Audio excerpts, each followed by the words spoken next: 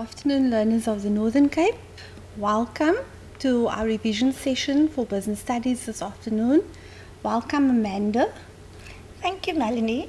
Amanda and I will be co-presenting this afternoon.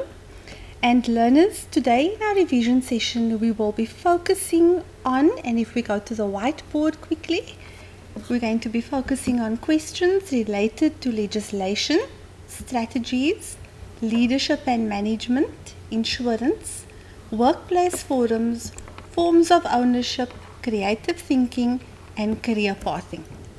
And before we go there, moving to the PowerPoint, let's just quickly recap the types of questions that you can expect on your question paper. And so in section A, you can expect question 1 to consist of multiple choice questions, one word answer type questions, or matching columns. And so just a few handy hints and tips when you are preparing for your section A type questions. Obviously you need to study quite hard. Study all your content. In other words, know everything in LO1, everything in LO2, everything in LO3, and everything in LO4, because the questions can come from any of those LOs. Then read the questions carefully and thoroughly. And when you are reading your multiple choice questions, the obviously wrong answer should pop into your head immediately. If it doesn't, then read carefully again and use or work by process of elimination, and then you will slowly but surely come to the correct answer. Amanda, would you like to add any hints there? In section A, Melanie, I would just suggest that they should really take their time and work slowly through section A, because I actually find this is the section that is the most difficult to score marks in. Yeah. Moving on to section B, let's look at the PowerPoint. In questions 2, 3 and 4, as we discussed last week, you could encounter direct questions, case study or scenario type questions, and then the calculations. And just looking at a few hints, always look at the verbs. The cognitive verbs are going to give you the clues to answer the questions, especially the direct questions and the case study type questions. And so if we look at the verb define, going to the whiteboard quickly, let's just see what it means. Define means you need to explain whatever it is the question is asking of you. When the question asks you to analyze something, it simply means look carefully at whatever the question is and then explain it in detail. Learners, and here just to remind you, your mark allocations are your guides. So if a question says analyze and it ends off with 2 marks or 4 marks, if it's 2 marks, then simply it means that you must write enough facts to qualify for 2 marks, or alternately enough facts to qualify for 4 marks. Going back to the whiteboard, when the cognitive verbs asks you to compare, it simply means describe the difference between something and something. And some of you may feel that you want to tabulate your answer. In other words, draw 2 columns and show the differences from column A to column B. The cognitive verb distinguish means that you need to point out the difference in whatever it is. When you are asked to discuss, it just simply means that you need to write enough facts about a topic. Discuss the JSE, for example. Then you have to give sufficient information about the Johannesburg Securities Exchange. Calculate simply means that you now have to work out something using mathematics. And usually this verb you will encounter when you are asked to calculate simple interest, compound interest, or possibly even under insurance. Right. Now moving on to section C. And we all know that these are essay type questions. And a lot of you avoid these essay questions because you think that you need to learn a whole essay in order to answer this question. And today Amanda and I are going to show you that that is not the case. You need to know all your knowledge. All your content knowledge is absolutely important because if you know it, you will be able to expand it after you have read the question thoroughly. Then we've just looked at the verbs. If you know what the verbs are asking of you, you will be able to expand your content knowledge to answer that question. And so without much ado, just a quick reminder of the SMS number because our questions are going to be interactive in a few minutes. So the SMS number is 31498. And let's see how many of you can answer these questions fairly quickly. So we'll start off with section A. And as we did last week, we looked at the various options that are provided as possible answers to the following questions.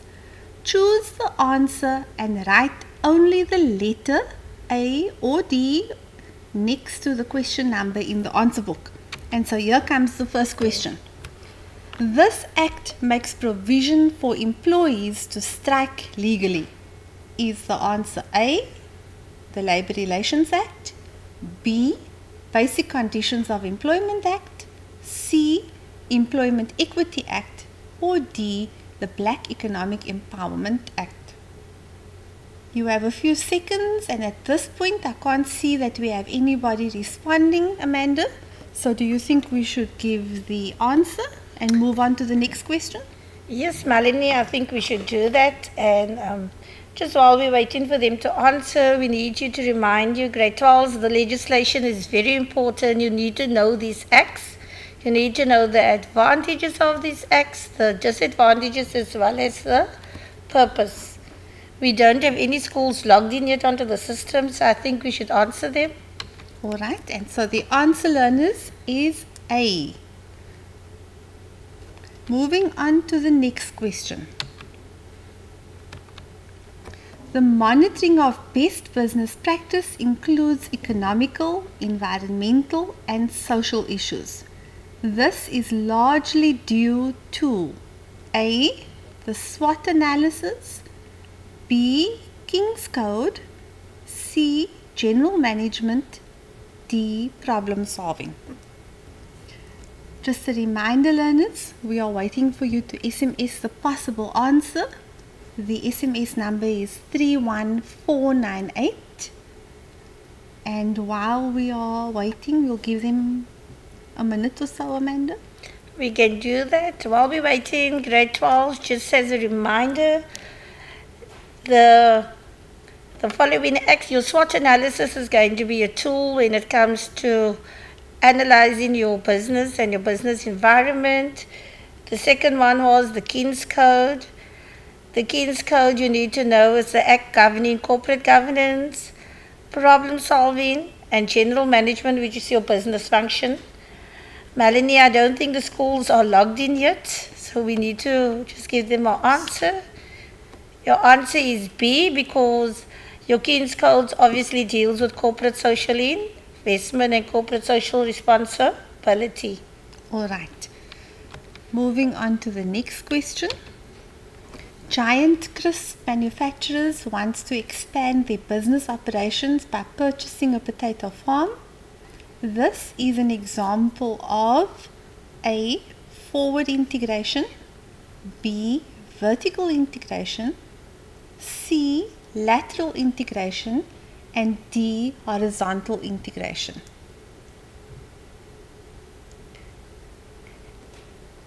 Grade 12s. Just to note, integration obviously means when two companies come together.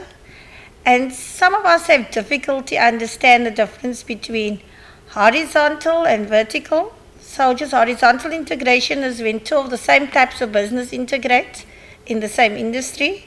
vertical is more when different businesses integrate. And our answer for this one will be B. It is vertical integration because it's not exactly the same type of business, but it's in the same industry. And actual fact is reverse vertical integration. Right. Thank you, Amanda. Let's move on to the next question. When a manager tells staff what to do, but leaves it to them to decide how they should do it, he or she uses this type of leadership. A. Bureaucratic. B. Autocratic. C. Delegative. D. Participative. Would you like to look at those different options? Yes, Melanie, I think today we must assume that the rain in the Northern Cape is keeping the children from telematics. Okay, bureaucratic is when you get told what to, there's a lot of red tape involved as well. And you get told exactly what to do in every process. Autocratic is when it's like boss-centered style and it's like, I'm telling you what to do. Delegative is when you assign somebody to do something and then you leave it in their hands. Participative is when you participate through, you consulted and you're part of the decision-making process. So if you read the question, it says, the manager tells the staff what to do, but leaves it to them to decide how they're going to do it. So your answer is C, it's delegative. Right. We haven't had a single SMS yet, Amanda. So hopefully the learners will still SMS the answers as we go along. The next question. Market penetration is when A. The long-term plan of management is to develop the current market by more aggressive marketing. B. It involves the development of new products for the existing market. C. Producers deliberately charge a low price in order to get a product established in the market. D. One company merges with another. Learners, just to point out again, that's a lot of information. And remember, I started off today by saying, read carefully and exclude the obviously incorrect. So let's help them with this particular answer, Amanda. Okay, the first one says the long-term plan of management is to develop the current market by more aggressive marketing. So normally when we develop the current market, it will be market development. So that doesn't answer our question. Number 2 says it involves the development of new products for the existing market. This is market development as well as product development. Our last one says, D says one company merges with another. We're looking at mergers and amalgamation. So the answer we're looking for grade 12 is C. It says the producers deliberately charges a lower price in order to get a product established in the market. And grade 12, this is strategies. You need to know this for Section 8 type questions like this. It could be asked as an essay. It could be asked in Section C as well. It can also be asked in Section B as part of a case study type question, learners. And it is very important that you know the concepts, especially all the different types of strategies. Right, let's move on to the next question. The risk of a business venture cannot be insured. A. Improvements in technology. B. Burglary. C. Hail damage to company vehicles. D. Losses resulting from the death of a business partner. Well, here grade 12, you need to know your short-term insurance. And we said, we are going to eliminate the answer that don't look right immediately. And if we look at this, A should have jumped out immediately. Improvements in technology cannot be short because B, burglary is a short-term insurance. Hail damage is storm damage insurance, and losses resulting from the death of a business partner is also regarded as short-term insurance. So here the obvious answer is A. Okay, learners. Moving on to the next question. And again, it's a strategy-based question. The strategy where existing markets for the product of a business are developed more intensively is called divestiture. A. B. Liquidation. C. Concentration. D. Market development. Grade 12, there's always a hint in the question, I believe, that helps you along. But let's start with elimination. Divestiture means that we are selling off our assets. So it cannot be that. Liquidation means the company has run into financial difficulties and we need to close down. Concentration is we're concentrating on a specific product or a certain industry, because it talks about concentric and conglomerate diversification. So here your clue was when they said the strategy where existing markets, which means it's market development, and the answer is T. Grade 12, if you are tuned in, please send us the SMS to 31498 and please answer as well. Okay, let's move on to the next question. Again, grade 12, while I'm reading the question, look for the clues in the question. A group of representatives made up of employees selected in an organization that employs more than 100 workers and which encourages joint problem solving between employer and employee. The options are A. Shop stewards, B. Workplace forum, C. Staff meeting, D. Trade union. So by now you've already eliminated the obviously incorrect one.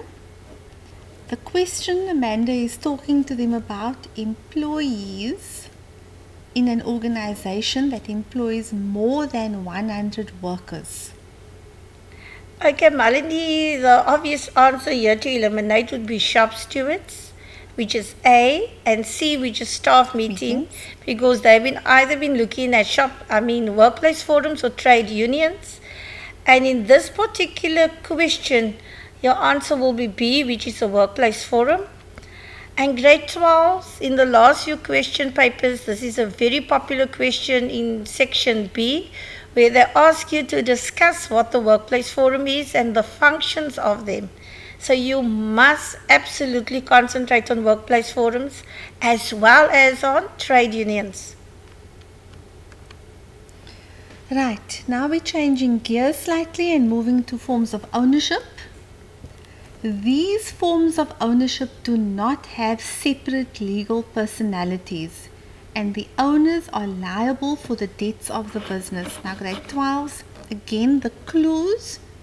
The forms of ownership do not have separate legal personalities, and the owners are liable for the debts of the business. The options are A. Close cooperation and partnership, B. Sole proprietorship and private company, C. Partnership and sole proprietorship, D. Public company and close corporation. Just remember that sole proprietorship can also be a sole trader, and the clue here is that these ownerships do not have separate legal personalities. Okay, grade 12, you should know, while studying forms of ownership, companies that do have legal personality will be your companies and your close corporation, which means the forms of ownership that do not have separate legal personality is a sole trader or your sole proprietor and your partnership. So you now need to go look for that particular answer, and if you do, the answer will be C, because the others will be eliminated by your definition automatically. Just also another reminder, grade 12s, that all of these forms of ownership need to be studied very thoroughly. Is there anything that you'd like to add there, Amanda?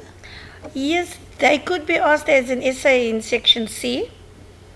Any one of them could be asked as an essay where they would ask you to explain what it is, to be able to define it, the advantages as well as the disadvantages, as well as the legislation of how to register for it. In section B, they can also ask you small little case study questions on it as well. And grade 12s, please do not ignore this section of the work. Okay. Amanda, let's move on to the next question. The problem-solving technique promotes creative thinking by encouraging idea generation through non-personal discussion. The options here are A, full chair technique, B, the Delphi technique, C, brainstorming technique, or D, force field analysis. Again, the clues: promotes creative thinking by encouraging idea generation through non-personal discussion. It is essential that you know each of these different techniques, learners. If you know the definitions, you would have worked out now already what the answer could be. Melanie, this is actually a very challenging one because even when I read through it initially, a person tend to get confused. When the full chair is A, it's the opposite of the empty chair where you're talking to somebody. So there you engaging, so it's a personal discussion. Brainstorming is also when you're talking, in a group, you're talking, giving different ideas. Force field is when you're looking at the pros and the cons. So it should be Delphi, because in the Delphi technique, you are actually surveying people. So it's a non-personal discussion because you don't need to discuss it. They could be most often writing down the answers. So the answer, learners, is B, the Delphi technique. Moving on to the next question. And here we're going to shift the question slightly, in that you are required to expand the following acronyms or write out in full the following acronyms. Now, this is also important. So learners, you need to know this. These are easy 2 marks for you. They can appear anywhere, either in section A or in section B. And so expand or write out the following acronym, the one of BBEE. And I see that we still haven't had anybody logged in, Amanda. So unfortunately, I think we are going to be giving all the answers today. And so the answer for this one is? It's broad-based Black economic empowerment. And once again, grade 12s, you are compelled to know all your X. Grade 12s, I would just like to remind you that BBEE must be written out as what you see on your screen. Nothing else. Please don't make up any other words. It must be broad-based Black economic empowerment. And unfortunately, with acronyms, it's either 2 marks or it's not. You don't get any half or marks for getting half the answer right. There we go. Right, the next one is the CPA. Do you think are you guessing what it is already? Amanda, should we give him a few more seconds? I know, I think we should start answering immediately. I think we're the only 2 people in the house. It's raining in the Northern Cape.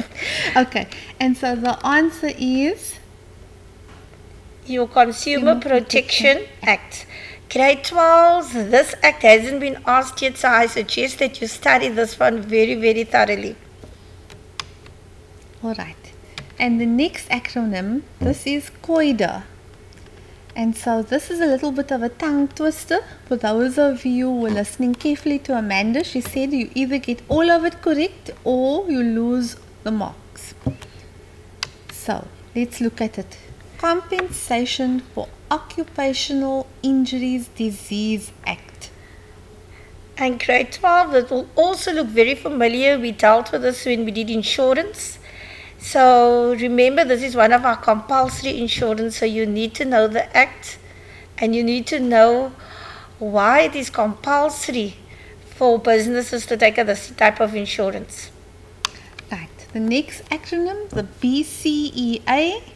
This one should look very familiar to you. And the answer there is the Basic Conditions of Employment Act.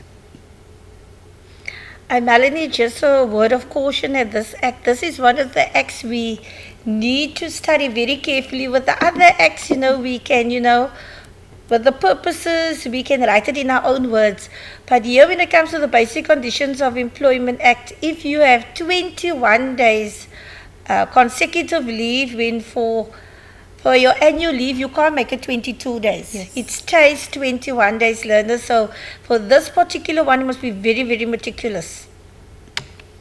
Right, and the next acronym is the SDA.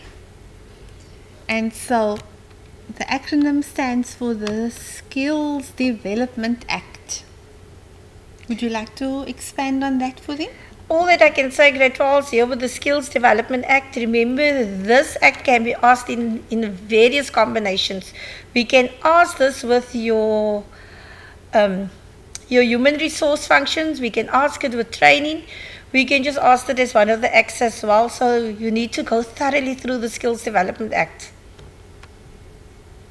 Right, the next acronym is the NQF.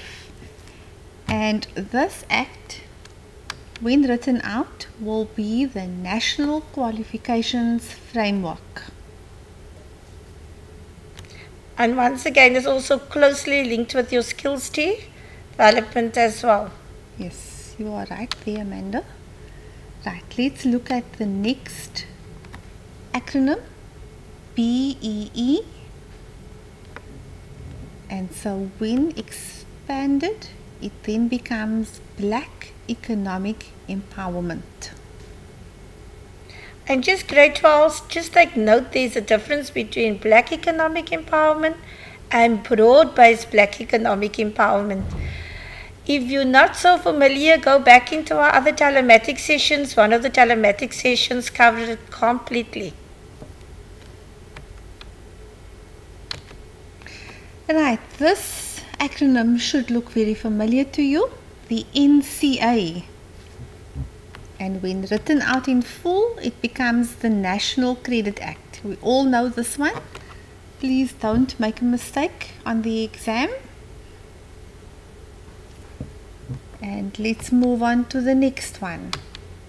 The LRA. What would that be? When written out, it becomes the Labor Relations Act.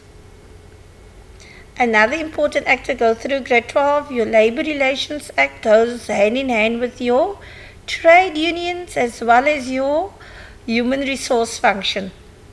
And once again, it's so interesting, Melanie, when you talk about this acts, they can ask it in combination with anything else in either section B or section C. That is correct. Then we have EEA. What would that be? When written out, it becomes the Employment Equity Act. Would you like to mention that we could have different permutations of acts that could be asked in one question? Oh yes, absolutely, because I've seen in the past they could ask your Employment Equity Act plus Labor Relations Act plus something like broad-based Black Economic Empowerment. And with your Employment Equity Act, you must remember this goes hand in hand with redressing the imbalances of the past.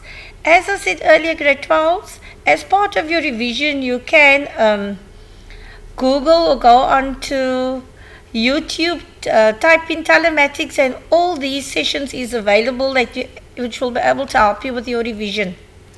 Right, grade 12s, now we are going to look at section B type questions. And last week we dealt with a lengthy case study. This week we're going to deal with a slightly shorter one. You need to just quickly follow in the PowerPoint And while we are following, try and pick up as much information as possible that could assist you when answering the questions. Now remember, on your exam, you will have the PowerPoint and the questions in front of you.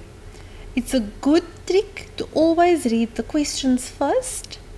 So when you go back and read the actual case study, you already know which answers you are looking for. And so it makes it slightly easier because you can then go ahead and underline on the actual paper where some of the possible answers are.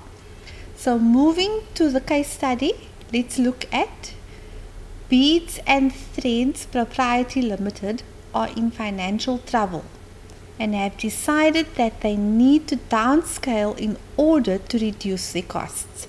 The best way for them to do this is to reduce the number of staff that they are presently employing. And so let's look at the first question. Discuss what is meant by the legal entity of the business. I'm just going to move back quickly, Amanda, so that I can just reflect on that first line of the case study. That will give them a clue regarding the legal entity of the business. Grade 12, as you can see, we're busy with a private company because the first question could also have been identify the form of ownership in the case study where you would have given the answer it's a private company. But this question assumes that you know that, so therefore it goes on and asks for the legal entity of the business. We now want to know, does the business have legal personality or if it don't have legal personality? So obviously in this case your answer will be, it's a private company, it has legal personality. Alright, now it's going to be a little bit tricky, Amanda, because we'll have to keep going back to the case study. The next question is, discuss the liability of the owners. As we said before, grade 12, if you know it's a private company, you will also know it has legal personality. And if it has legal personality, it will have limited liability, which means the liability of the owners is limited to the amount of money they invested in the business. For the whole form of ownership, it's so crucial that you should just know two questions. Number one, you should know if it has legal personality. And if you know that answer, you'll know the type of liability it has. You will know the tax it pays, and you will know the continuity as well. And so I'll just prompt them by adding that. It has limited liability. Alright. And then the next question, grade 12. Discuss the registration requirements. Okay, your registration requirements for the companies, you need to have a memorandum of incorporation. And that's for your private as well as for your public companies. But in this case, they are making reference to the Private company. Alright, so that's the answer. And remember to write your answers in full sentences so that you don't leave out important aspects of the facts. Moving on to the next question. Which business strategy did Beads and Threads Proprietary Limited adopt? And here we need to go back to the case study because the clue is there for them. Case study quickly, and that's going to just take a second or two, learners. There we go.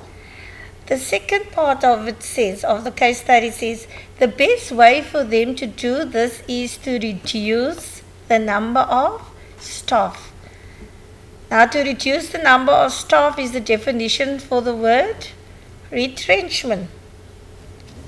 And so the question asks, which strategy did Beads and Threads adopt? And so let's just go down to the next question again and just confirm the answer for them. And so the answer was retrenchment. Discuss any other strategies that they could have adopted to solve the problems. Here, grade 12s, the memo would have allowed you to have discussed any of the other possibilities, because you could have mentioned, we could have had divestiture, we could have had liquidation, we could have had amalgamation, but here you need to know your content, because the answer of this question is not in the case study. So there's two, your divestiture, your liquidation, and I'm sure in the memo this Melanie would have catered for an answer of amalgamation as well. Yeah. Because grade 12s, when we come to this case study part of the work, it's always asked in two ways. It could either be number one, you must quote from the case study, and number two, you must apply the content that you know and that you've studied in class already.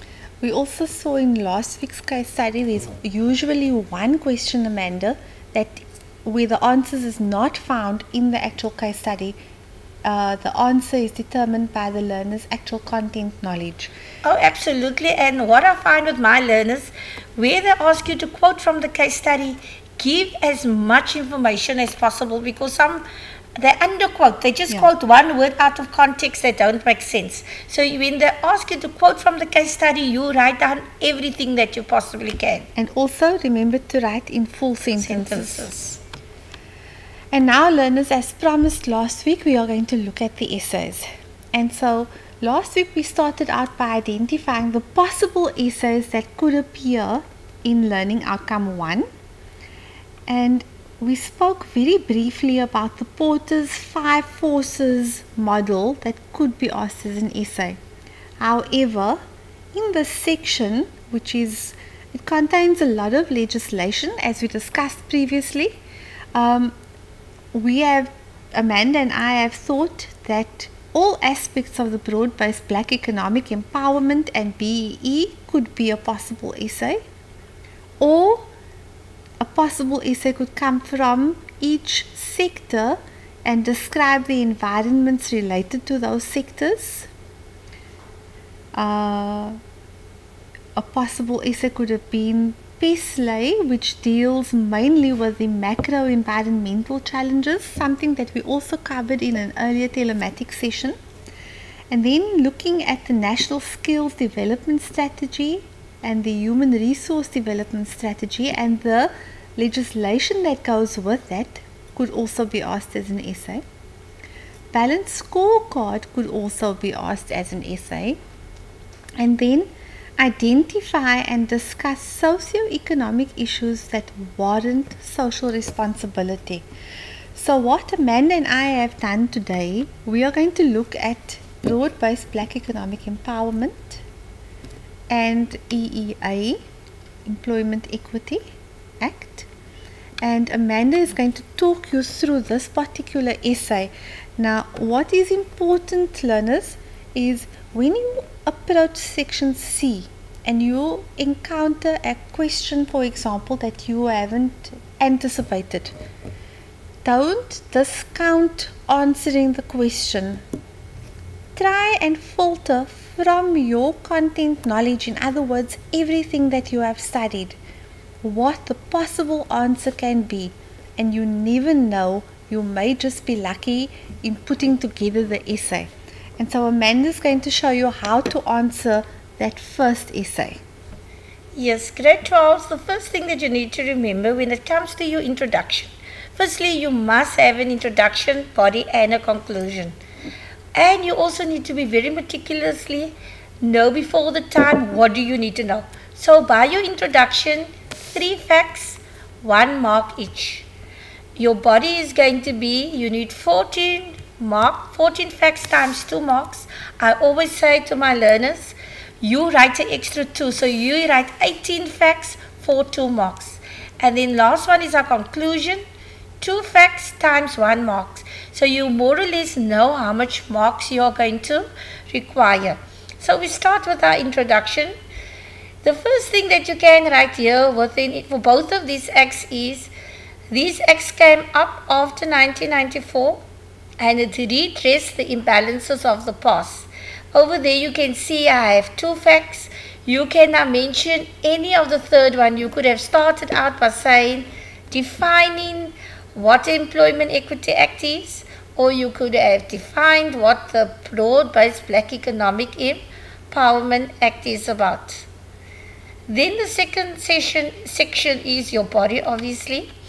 And what I normally do when they ask you to acts, you normally say it's about 14 marks, so we're looking at 7 facts each, so that we just do not write on one only, that we concentrate on both. Your broad-based black economic empowerment, here we need to mention the fact that there are 7 pillars, and we also need to mention the fact that these 7 pillars, that we are measuring them against a scorecard.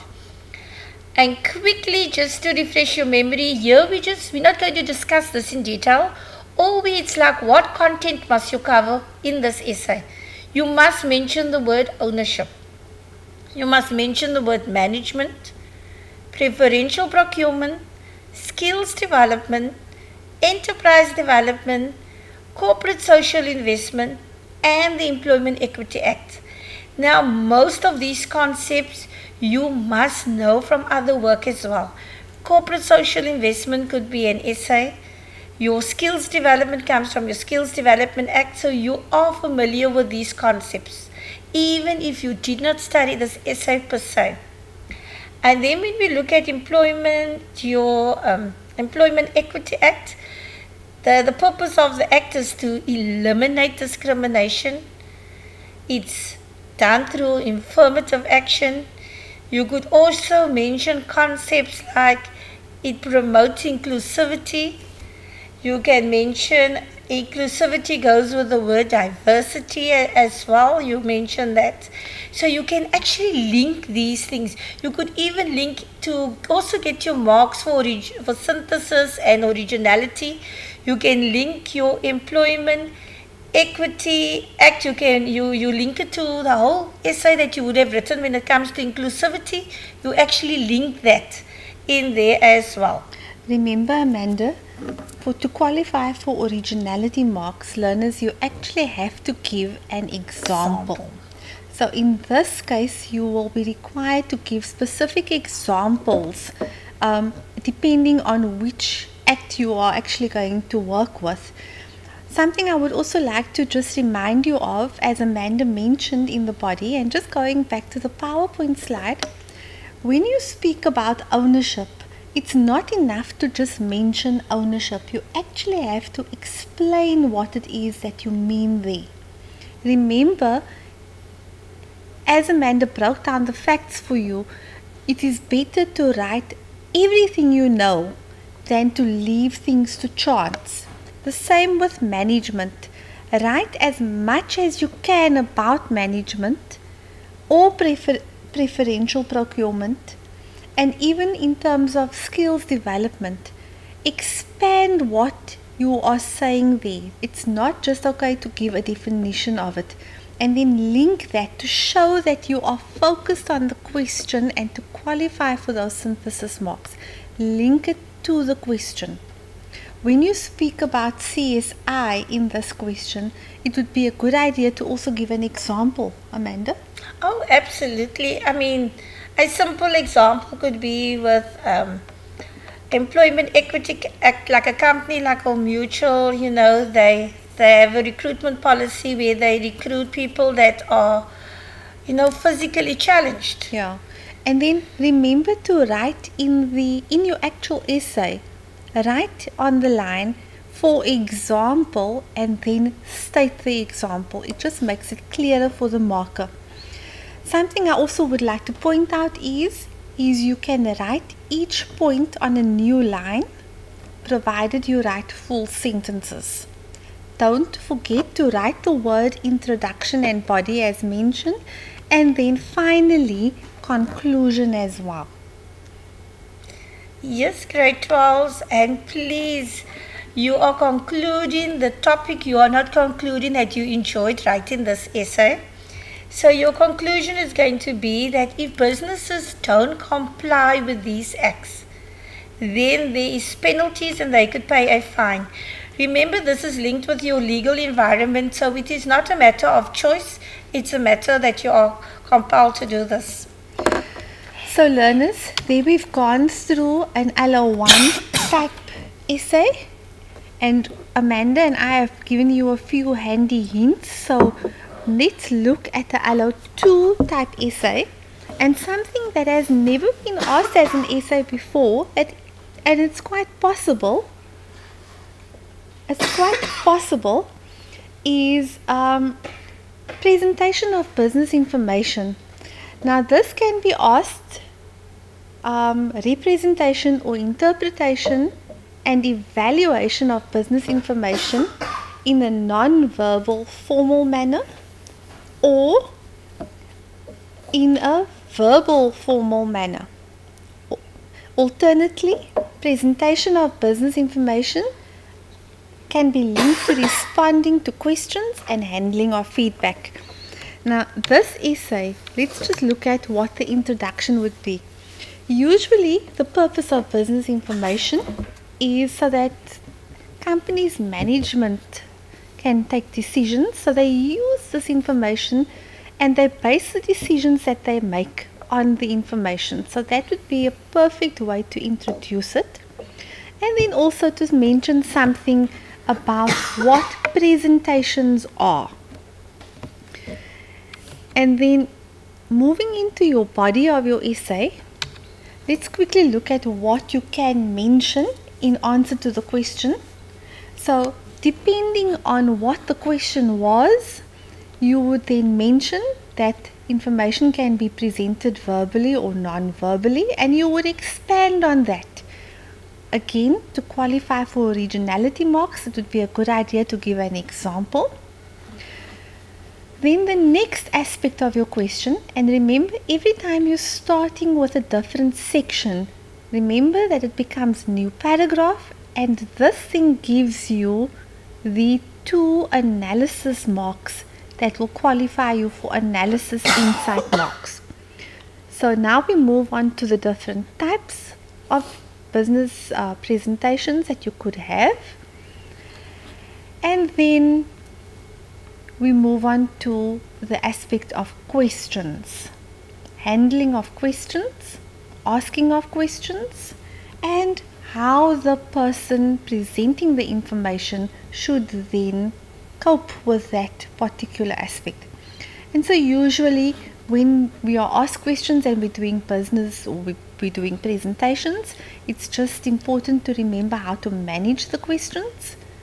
You can either ask up to or allow up to 3 questions to be asked and then respond to each question appropriately, or you could have your audience ask the questions one at a time and you respond to each of those questions as they are asked.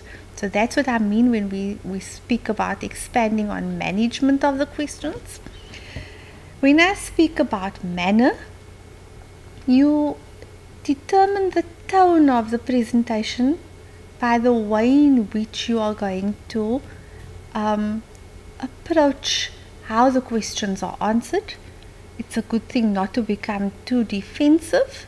Remember that in the presentation of the information, the purpose of the presentation is to alert everybody to the actual information and not to become defensive in that session.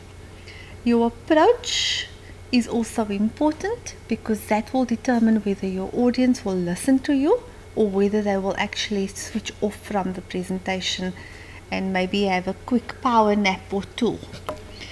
Anyway, moving on to the next section of the analysis, handling of feedback could possibly be asked, and in that section of the question again, what is your manner? Are you going to be defensive or are you going to remain congenial? It is important to note that a presenter will never know all the information offhand, and so it's okay at this point to indicate in your answer that you don't know everything. You can look or create an opportunity to look it up and then to get back to the audience. Again, approach is important, and there will always be room for improvement in every presentation, and so our handling of feedback, you could just mention that you will look for different ways to improve. Going on to the conclusion, remember that every essay you need to conclude it, and so you need to write that heading conclusion, and in this particular essay you would conclude it with why business information is used and other uses of it. Possible essays in LO3, there could be an essay on problem solving skills, there could be an essay linked with problem solving and management problems, or even career pathing. And so I just quickly want to look at this particular essay and point out a few keywords. And learners, what is important to note here is that you don't have to study every essay verbatim. Remember that the questions will differ every time it is presented on a question paper. And so I wanted to just go to the PowerPoint and look at how you can actually use your content knowledge, in other words, the work that you have studied, to answer the question and to put together the essay. And so if you look at career pathing, for example, you would have learned what the definition is for career pathing. Remember, you started in grade 10 already when you start choosing your subjects for what you possibly may want to become one day. And then the types. When you know the difference between vertical and horizontal career pathing, it makes it slightly easier, because if it's asked in the main section of the essay, you could then elaborate on what you mean by just mentioning it in the introduction. Then the elements of career pathing, the benefits that it has for the person, and the different paths to follow. You would have learnt all of this separately, so when necessary you would be able to put it all together in your essay, and obviously you would conclude the essay by stating the importances of the career pathing. Yes, Melanie, I just want to add, this is a brilliant essay to get marks for synthesis and originality. Here you can use yourself as an example, where you say you did accounting and business studies at school, you enjoy working with numbers, you enjoy working with people, so you would want to use that subject choice to do like a BCom maybe at university, so the person can see that how you linking up with your career pathing. Yes, and you know, learners, something that's also very important is your approach to actually sitting down and answering the questions in the exam, in the actual exam. Now we know that our exam is on the 20th of November, and so just to mention to you, when you are studying, and you need to remember that you will only have 30 minutes to write actually for each question, so that you complete the 6 questions you are required to do on the question paper. So start practicing when you study, and if we can just go back to the PowerPoint presentation, just going back to this essay on career pathing. If you can, when you are studying, break up each section and allocate a few minutes to it. So if you need 30 minutes to complete a question, spend 10 minutes on working on defining career pathing, what the types of career pathing are, and then spend some minutes, maybe 15 minutes, on learning the elements, the benefits, the different paths of career pathing. And by the time you have done that, it's almost half an hour later, and you have studied enough information that you would be able to answer, if it's asked, a section B type question as well as a section C type question. And then just finally to look at the possible answers for LO4. The human resources processes and procedures is a possibility. The human resource activities are a possibility. A question on trade unions is a possibility. And then the concept of quality and how it relates to the various business functions is also a possible essay. And so I think time may be running out, so I'm just going we do that one next. And so learners, time has caught us, and so we'll start off next week's session by looking at this one. In the meantime, study hard and remember to do at least 30 minutes of studying every day. Thank you, Amanda, for joining us. Oh no, it's a pleasure. Grateful. Stick to our logo that says keep calm and study and learn your business studies, and good luck with the upcoming exams as well. Be focused and God bless. Thank you very much, learners.